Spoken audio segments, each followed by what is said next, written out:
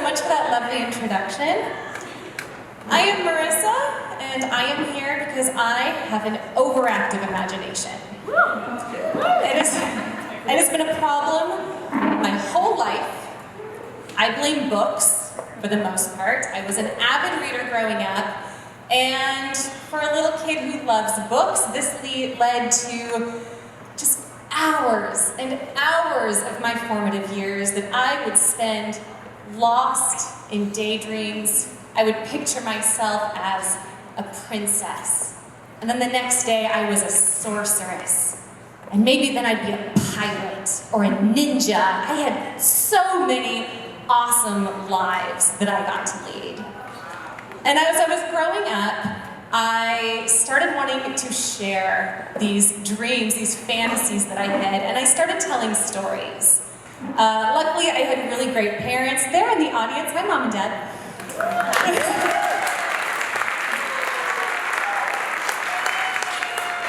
And they let me tell these stories to them, and my mom would type them up for me, and sometimes I'd get my little cousin together and we'd act them out, and it was really fun. And as I was growing up, I became aware of the fact that I wanted to do this my whole life. I wanted to be a writer. I wanted to be a writer so badly. But there was a problem. I knew, even from the time I was fairly young, that I did not fit the mold for what you think of as a real writer. Because we've seen the movies. We know that real writers wear tweed. And real writers work at typewriters. Every Hollywood movie with a writer, they don't use laptops. You can't create art with a laptop. You need that satisfying clickety-clack sound of a real typewriter.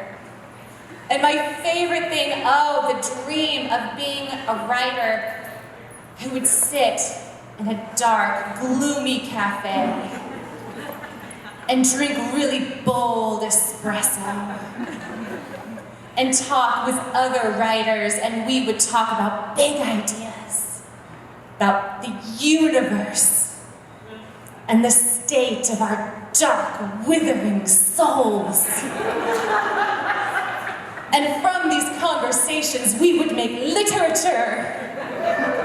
And that literature would mean something. And it's a great fantasy, but I knew that was not me. That was never going to be me. I had this really controversial outlook on writing. I thought it was fun, which is weird to a lot of writers. But I thought, I love doing this. What do? I sit around in yoga pants and I make stuff up. This is what I do. And I enjoy it. I love doing this. And so I thought, you know what? I'm gonna write books, and hopefully people will read them, and hopefully people will laugh, maybe they'll swoon, maybe they'll close the book feeling like, well, that was a great adventure. I had a great time with that book. And if it doesn't mean something, I was gonna be okay with that, because I was doing what I really wanted to do. And this is pretty much what I have built my career on. I write books about princesses and haunted castles and falling in love for the first time and really passionate kisses. And it's so much fun. I love what I do. And it's especially fun writing for young people, because after I started getting published, I started actually hearing from readers, which is awesome. And I get a lot of fan mail, and yes, there's a fair amount that starts out like, "Dear Marissa, my English teacher says that I have to write to an author." Congratulations, I pick you. And then there's a ton of fan mail that comes through, and it's, "Dear Marissa, I love you.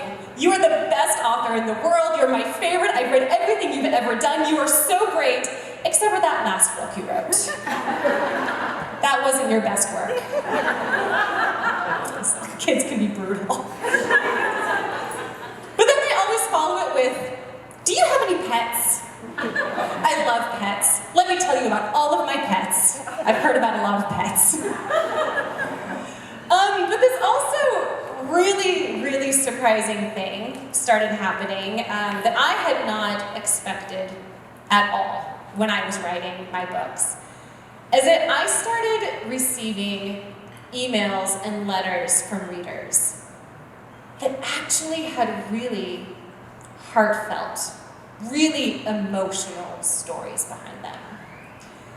I have heard from readers who have dyslexia and who thought they would never be able to read an entire book. And I have heard from readers who have lost parents and who have lost siblings. And I've heard from readers who themselves have cancer, kids going through cancer treatment.